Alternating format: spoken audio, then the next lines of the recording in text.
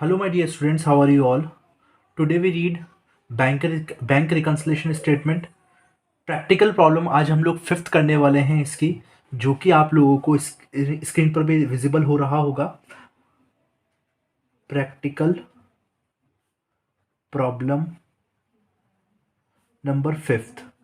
Page number जो है वो आप लोगों का है 13.46 2021 की एडिशन वाली बुक के अंदर से। ठीक है ना। आप लोगों को ये क्वेश्चन स्क्रीन पर भी विजिबल हो रहा होगा। तो हम लोग इस क्वेश्चन को स्टार्ट करते हैं। स्टार्ट करने से पहले हम लोगों को सबसे पहले बनाना ज़रूरी है इसका बनाना ज़रूरी है हम लोगों को इसका परफॉर्मा। ठीक है ना। परफॉर्मा हम लोग को बना देंगे। इससे पहले हम लोग लिखेंगे bank reconciliation statement as on कौन सा डे 31 दिसंबर 2008। ये हम लोगों ने क्वेश्चन के अंदर से देख के कर दिया है। इसके बाद हम लोग लिखेंगे यहाँ पर पर्टिकुलर एज यूजुअल। पर्टिकुलर यहाँ आएगा हमारा अमाउंट डिटेल्स। ठीक है ना। और यहाँ पर आएगी हमारे टोटल अमाउंट। ये सब हम लोग बनाना जानते हैं और हम लोगों ने बनाया भी था लास्ट वीडियो के अंदर। ठीक है। अब हम लोग स्टेप बाय स्टेप ट्रांजेक्शन पढ़कर इसको क्वेश्चन को सॉल्व करेंगे। ठीक है। तो देखें फर्स्ट ट्रांजेक्शन बोलता है, देखिए फर्स्ट ट्रांजेक्शन जी ही जो बोल रहा है वो बोल रहा है debit balance as per cash book.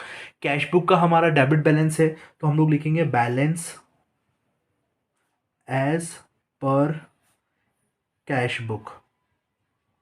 ठीक है ना। डेबिट बैलेंस है कैश बुक का। जब ये हमारा डेबिट बैलेंस है कैश बुक का, तो हम लोग सब जानते हैं यहाँ पर हम लोग डेबिट लिखते हैं और डेबिट लिखने के बाद हम लोग यहाँ पर लिखते हैं 10,000 रुपीज़। यहाँ पर तो कोई प्रॉब्लम नहीं होगी। नेक्स्ट स्टेप जो होगा वो हमारा होगा ऐड का ऑप्शन। यहाँ पर आएगा हमारा लेस का ऑप्शन। ठीक है। फिर उसके बाद हम लोग करते हैं स्टेप बाय स्टेप क्वेश्चन को सॉल्व। देखिएगा जो स्टेप है क्वेश्चन का वो क्या बोल रहा है। फर्स्ट बोल रहा है a cheque for ₹500 issued in favour of Karan has not presented for payment. देखिए हम लोगों ने क्या करा है, कैश बुक पासबुक। एक बंदा है करण नाम का। ठीक है ना। उसको हमारे अकाउंट के अंदर बैलेंस कितना है, 500 का हमारे अकाउंट में बैलेंस है। हमने 500 का चेक जमा करवाया, नाम लिखा हम लोगों ने करण के नाम से। ठीक है ना। अब करण के नाम से हम लोगों ने 500 का चेक, अच्छा ये 500 का ही इशू हुआ, तो हम लोग इसको 1,000 करेंगे। ठीक है। तब जाके हमारा ये बैलेंस होगा। देखिएगा चेक जो है हम लोगों ने 500 का करण के नाम से लिख दिया है। यानी कि हमने सोचा है कि 500 हमारे अकाउंट में से वो बंदा जो था करण, वो बैंक के अंदर जाके उसने ये चेक को कटवा लिया होगा। यानी कि चेक में से बैंक चेक से पैसे उसने अपने अकाउंट के अंदर डलवा लिए होंगे। लेकिन इसलिए हम लोगों ने क्या करा, हमारे अकाउंट के अंदर बैलेंस कितना बचेगा, 500 रुपीज़। लेकिन उस बंदे ने वो बंदा गया ही नहीं बैंक के पास। ठीक है ना। यानी कि हमारे अकाउंट के अंदर लेस भी नहीं हुए, तो हम लोग क्या करेंगे 500 रुपीज़ को वापस से ऐड ऑन कर देंगे। जब हम लोग ऐड ऑन कर देंगे तो इसको हम लोग किस तरीके से करेंगे, चेक तो हम लोगों ने इशू कर दिया, check issued but not yet payment. ठीक है ना। हमने चेक तो जारी कर दिया लेकिन वो पेमेंट के लिए पहुंचा ही नहीं। ठीक है। तो हम लोग क्या लिखेंगे यहाँ पर 500 रुपीज़ हम लोग ऐड कर देंगे। इजी है।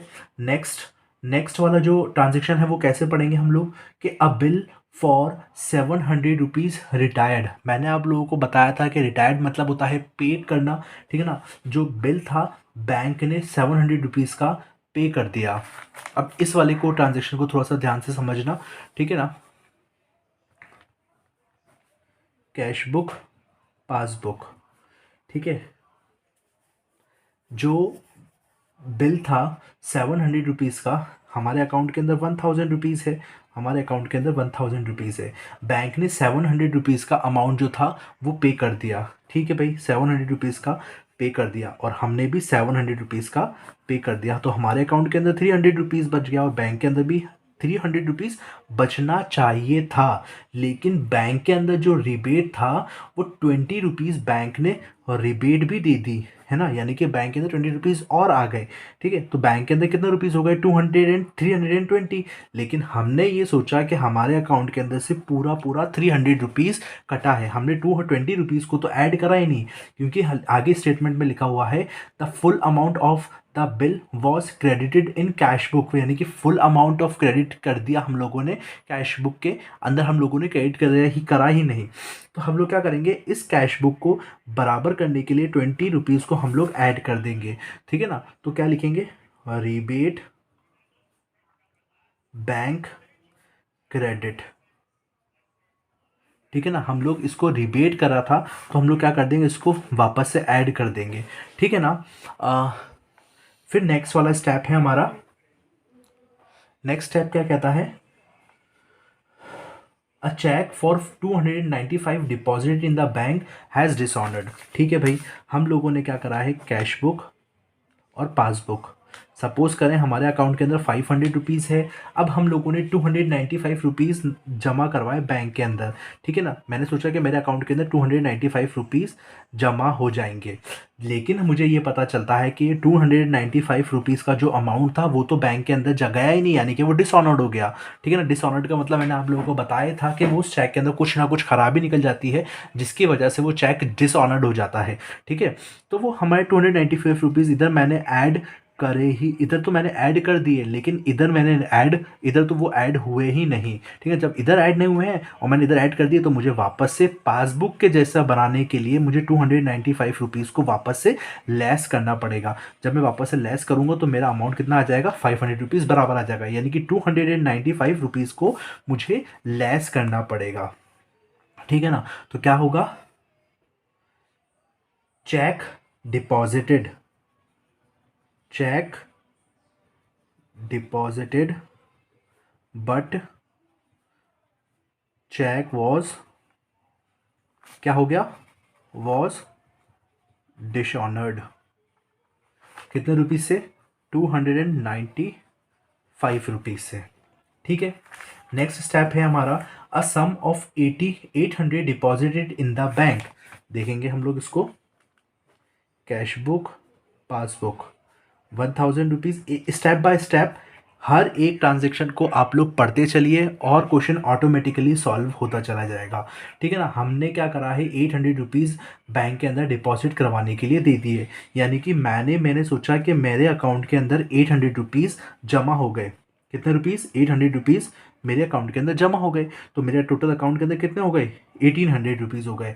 लेकिन bank has been credited as ₹80, यानी कि बैंक ने कितना रुपीज़ को क्रेडिट करा है, सिर्फ ₹80 को ही क्रेडिट करा है। ठीक है ना, यानी कि मैंने 1800 में से ₹180, मतलब ₹1800 मेरे अकाउंट के अंदर है, मैंने मेरी कैश बुक के अंदर है, और जो मेरा बैंक अकाउंट है, बैंक अकाउंट के अंदर सिर्फ और सिर्फ ₹1080 ही हुए हैं।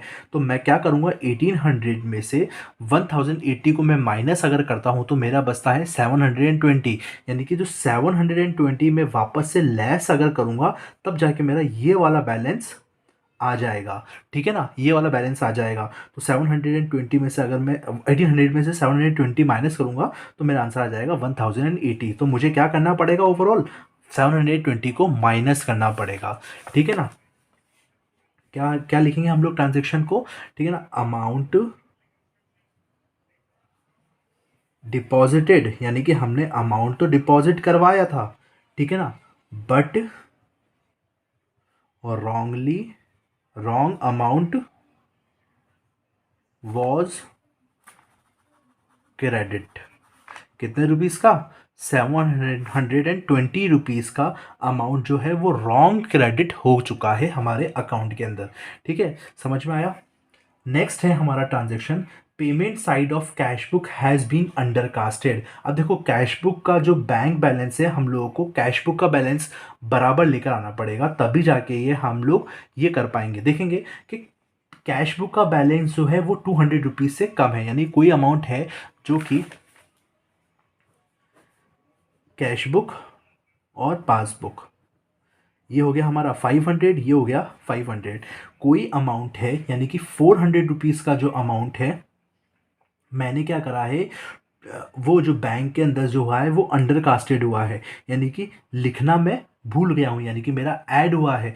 400 रुपीज़ का जो अमाउंट था, यानी कि मैंने 400 की जगह मैंने सिर्फ 200 ही जो अमाउंट को रिटर्न ऑफ करा है, यानी कि 200 रुपीज़ मैंने कम करा है। ठीक है ना, तो मैंने क्या करा है, 200 रुपीज़ मैंने कम करा है, तो मैं इसको 200 रुपीज़ यहाँ पर आके ऐड अगर मैं करता हूँ, ठीक है, तो मेरा यहाँ पर हो जाएगा 700 रुपीज़। लेकिन बैंक के अंदर कितना हो रहा है, 500 रुपीज़ ही है। ठीक है ना, तो मैं क्या करूँगा, इसको वापस से अंडर कास्ट करूँगा, यानी कि लेस करूँगा 200 रुपीज़ से, तब जाके मेरे को कैश, मेरा जो कैश बुक का बैलेंस है, मुझे पासबुक के बैलेंस की तरह लेकर आना पड़ेगा, इसीलिए मैं इसको माइनस करूँगा।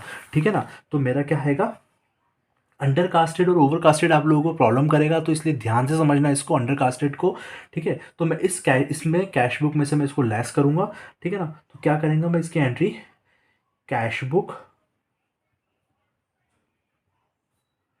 बुक हैज़ बीन अंडर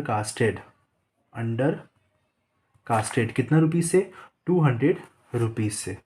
ठीक है, नेक्स्ट है हमारा बिल्स रिसीवेबल 1000 रुपीज़, यानी कि जो बिल्स हैं वो रिसीव होने थे हम लोगों को कहीं से, लेकिन वो क्या हो गए, वो डिसऑनर्ड हो गए। देखिए बैंक के अंदर गए, देखिएगा कैश बुक और पासबुक, हमारे अकाउंट के अंदर 2000 रुपीज़ है। किसी ने बोला कि यार हम आपके अकाउंट के अंदर 1000 रुपीज़ जमा करवा रहे हैं, तो भाई उसके बोलने के बाद मैंने क्या करा, मैंने सोचा कि यार ठीक है, मेरे अकाउंट के अंदर वो जमा करवा रहा है तो मेरे अकाउंट के अंदर वो बढ़ जाएगा, तो मैंने 1000 रुपीज़ मैंने यहाँ से पर ऐड कर दिए। 1000 रुपीज़ यहाँ पर ऐड कर दिए, और यहाँ पर तो वो एज इट इज़ बैलेंस ही 2000। तो मुझे पता चलता है कि मेरा अकाउंट हो जाता है मेरा अमाउंट जो है वो हो जाना चाहिए था 3000 रुपीज़, लेकिन पासबुक का जो बैलेंस बता रहा है वो 2000 रुपीज़ बता रहा है। इसीलिए मुझे जो 1000 रुपीज़ है, इस 1000 रुपीज़ को मुझे क्या करना पड़ेगा, लेस करना पड़ेगा, तब जाके मेरा बैलेंस सही तरीके से मैच हो जाएगा। ठीक है ना, क्या लिखेंगे हम लोग, bills receivable, it was dishonoured, कितने रुपीज़ से, 1000 रुपीज़ से। सारे ट्रांजेक्शन कंप्लीट हो गए। ठीक है ना, ये क्या हो गया, 520 रुपीज़, इसको टोटल का लगाया तो हमारा आया 10,520, इसका टोटल ऐड करा। ठीक है ना, जो टोटल आएगा वो हम लोग इसमें से माइनस कर देंगे।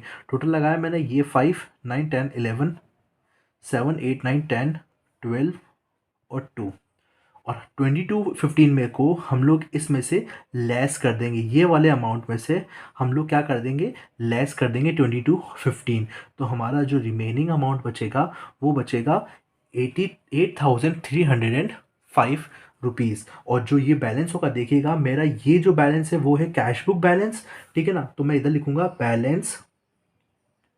बैलेंस एज पर पासबुक, और पासबुक का बैलेंस क्या होगा, पासबुक का बैलेंस क्रेडिट होगा। ठीक है ना, ये मेरा टोटल आंसर आ जाएगा। ठीक है बच्चों, तो ये अब हमारे जो क्वेश्चन हुआ है वो कैश बुक के हिसाब से हुआ है। अब जो इसके बाद हम लोग जो नेक्स्ट क्वेश्चन करेंगे नेक्स्ट वीडियो के अंदर, वो हमारा जो क्वेश्चन होगा वो क्वेश्चन होगा बैलेंस एज पर पासबुक से। तो वो वाला वीडियो भी अच्छे से समझिएगा, उसके भी क्वेश्चन मैं आप लोगों को 2 3 क्वेश्चन मैं उसके करवाऊंगा बैलेंस एज पर पासबुक के, जिससे कि आप लोगों को बैलेंस एज पर पासबुक का भी कंसेप्ट क्लियर हो जाएगा, और ये हमारा चैप्टर भी फिनिश हो जाएगा। तो अब हम लोग मिलेंगे इसके नेक्स्ट वीडियो के अंदर। कोई भी आप लोगों को इसके अंदर कुछ प्रॉब्लम आती है तो मुझे व्हाट्सएप करके मुझसे पूछ सकते हैं। हम लोग मिलेंगे नेक्स्ट वीडियो के अंदर, तब तक के लिए पढ़ते रहिए। Thank you, have a great day.